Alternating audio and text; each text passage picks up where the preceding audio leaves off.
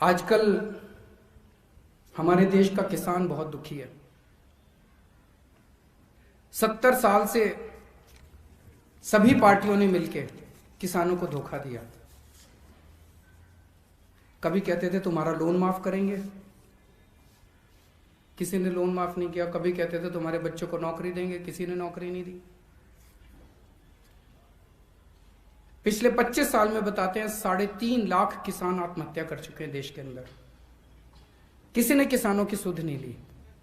और अब ये जो तीनों बिल आए हैं, ये तीनों बिल एक तरह से किसानों से उनकी खेती छीन के इन 2-4 पूंजीपतियों को सौंप देंगे। तो अब किसान के लिए अस्तित्व का सवाल हो गया कि अब अगर सड़क पे नहीं उतरेगा तो किसान ही नहीं बचेगी, और अगर किसान ही नहीं बचेगी तो बेचारा किसान जाएगा कहाँ? वो अपने परिवार को कैसे पालेगा?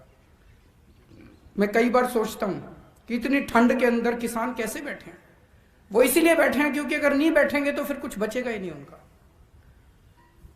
26 जनवरी को जो कुछ भी हुआ वो दुर्भाग्यपूर्ण था। जो हिंसा हुई वो दुर्भाग्यपूर्ण थी। जो भी उसके लिए जिम्मेदार हैं, और जो जिम्मेदार हैं वो जिस तरह से फर्जी केस पे केस लगा रहे हैं वो नहीं, जो भी उसके लिए असल में जिम्मेदार हैं, जो भी पार्टी उसके लिए असल में जिम्मेदार है, उसको सख्त से सख्त सजा मिलनी चाहिए। लेकिन उस दिन हिंसा हुई, इस वजह से किसानों के मुद्दे नहीं खत्म हो गए। मुद्दे आज भी बरकरार है। जिस मुद्दों की वजह से वो 60 दिन से बेचारे बैठे हैं, वो मुद्दे नहीं खत्म हो गए। कह रहे हैं अब तो आंदोलन खत्म। आंदोलन कैसे खत्म? वो किसानों की जो दुखती समस्या है वो तो आज भी है। तो वो आंदोलन खत्म नहीं हो सकता, वो उनके मुद्दे खत्म नहीं हो सकते। और जिस देश का किसान दुखी है वो देश कभी भी सुखी नहीं हो सकता।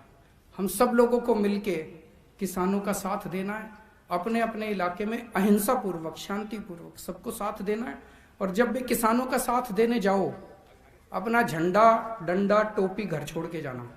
वहां हमें पूरे गैर राजनीतिक तरीके से एक आम आदमी बन के जाना है, इस देश का एक आम नागरिक बन के जाना है। वहां पे कोई राजनीति नहीं करनी उसके साथ।